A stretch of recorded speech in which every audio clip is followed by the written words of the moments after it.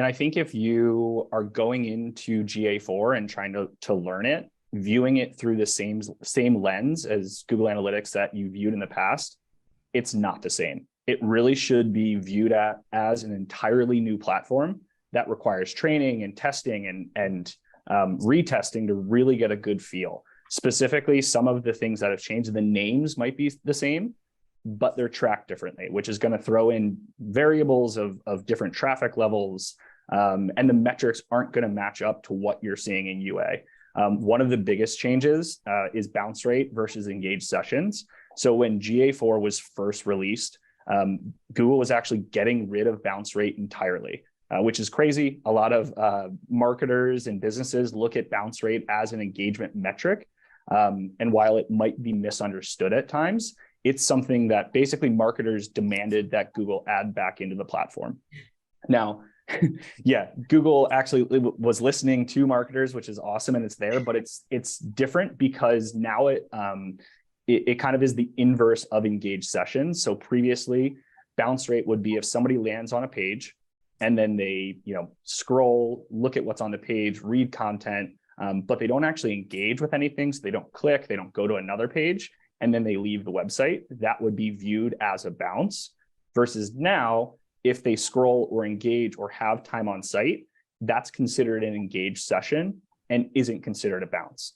So it's going to look way different if you're used to seeing, a 35% bounce rate in Universal Analytics. That might be 12% now, because that shows that people are engaging with your content, they're reading what's on the page, but they're leaving the site. And that was previously a bounce, which is no longer a bounce. And Google really recommends that you view that engagement through their engaged sessions metric, which again is kind of the inverse of bounce rate. I've said bounce a lot of times here, but it's important that you kind of understand that those engaged sessions are really going to be the measure of if people are coming to your site and actually looking at what's on the landing page and learning about the content on that page.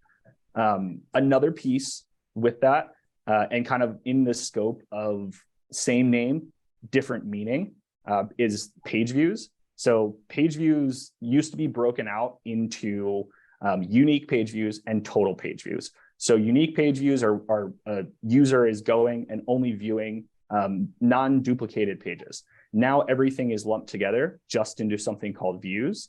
So that's going to be equal to total page views. There is no unique page view metric any longer. Sessions. Something to add there, I know something I'm really excited about in GA4 is these engaged sessions and this change happening here, because I think a lot of what we focus on in our marketing is a quality over quantity type of searcher. So, we want someone who's there with the intent to convert. And maybe in a paid search campaign or a social campaign or display campaign, we're landing someone on a really engaging, highly relevant page. Maybe they get on that page and convert right away. As you were saying, historically, that would look really poor in terms of bounce rate, but now we have a really strong understanding of what our engagement looks like for each individual user.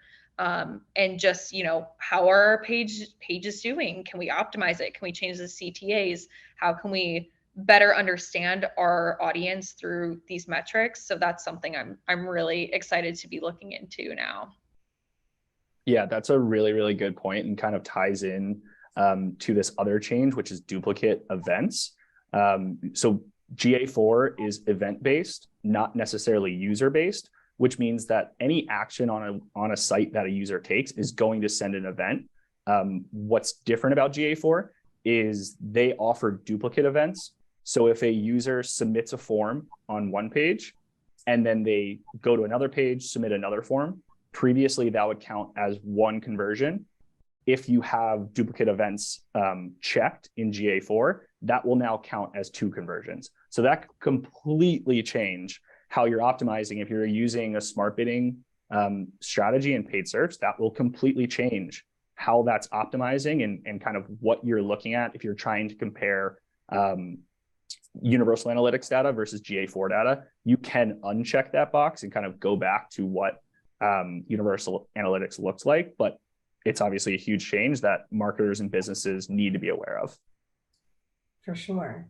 I know, do you have any more examples to give us? I feel like this tactical use really is making it more visual for us. Yeah, there's a lot. We could probably spend this entire session going through all the minute details. I think one, it's a smaller change that we've seen affect different businesses. Sessions are no longer restarted at midnight. So in Google Analytics or Universal Analytics, if a user was browsing at midnight, they're night owls or something, and the day changes while they're still on a website, that session would restart and that user would be considered two sessions. So obviously that could artificially inflate traffic, make things a little bit more confusing. Now, if the day changes, that user it's just counting as one session. It's small, but obviously, if a business is looking at their traffic and seeing decreases just from switching to GA4 without changing any of their advertising, that could be a reason why. And, you'd want to take a look at the hourly reporting in your GA4 account.